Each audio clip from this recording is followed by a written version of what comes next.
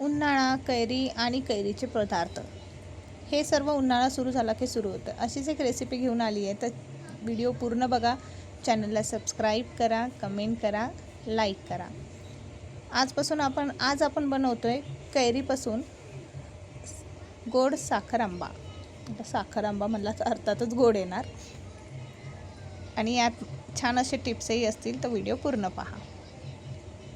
कैरी घेतलेली होती. कैऱ्यांमध्ये 3 ते 4 काही कैऱ्या मोठ्या होत्या, काही छोट्या होत्या.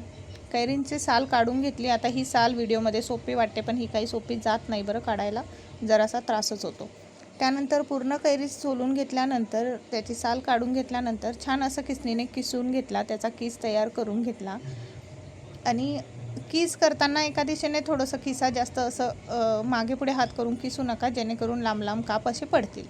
त्यानंतर कढईत तूप घातलं, 2-4 लवंगा घातल्या व त्यानंतर आपण जो कैरीचा किस केला आहे तो छान प्रकारे कढईमध्ये टाकला व तुपामध्ये त्याचं मॉइश्चर जे पाणी वगैरे असेल त्यामध्ये ते थोडंसं पूर्ण निघून जाईपर्यंत आपल्याला तो गरम करून घ्यायचा आहे.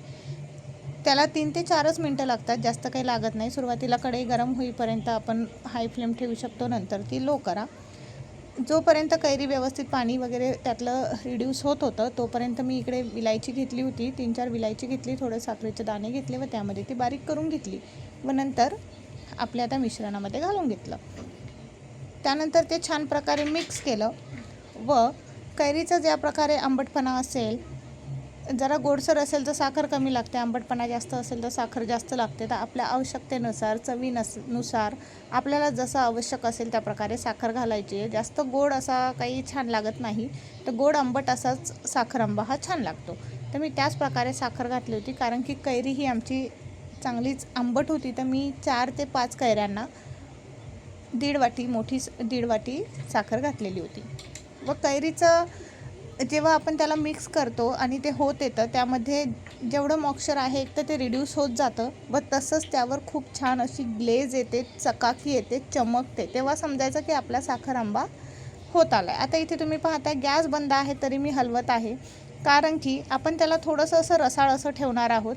व जर आपण त्याला कडक कढईत तसंच ठेवलं, कढई अगोदरच कडक आहे, मॉइश्चर आपण रिड्यूस करून घेतलेला आहे, तर त्यानंतर तसंच ठेवलं तर त्यामुळे होईल काय की त्याला कडकपणा येईल. त्यामुळे कढई थंड होईपर्यंत, जराशी कोमट होईपर्यंतही तुम्ही तो साखर आंबा जो झाला आहे आपला तो हलवत राहा. आणि बघा, माझी नॉनस्टिकवाली कढई नसूनही माझ्या याच्यात थोडाही साखर आंबा चिकटलेला नाही आहे, कुठेही तुम्हाला जळालेला किंवा काही साखर अशी करपलेली, काही चिटकलेलं असं जाणवत नाही आहे.